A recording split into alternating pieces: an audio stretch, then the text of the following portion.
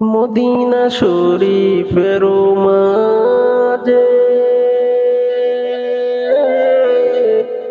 বেহেশতের বাগান আছে ও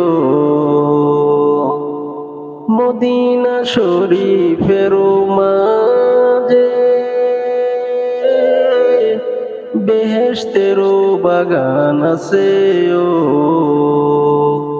সেই বাগানে শুয়ে আছেন, সেই বাগানে শুয়ে আছেন দিনের নবী মুস্তাফায়।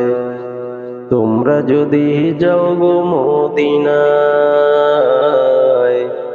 তোমরা যদি যাও গো মদিনায়, সালাতু সালাম গো আমার দরুদ সালাম গো আমার কইও নবী মুস্তাফায়। তোমরা যদি যাও গো মদিনায়,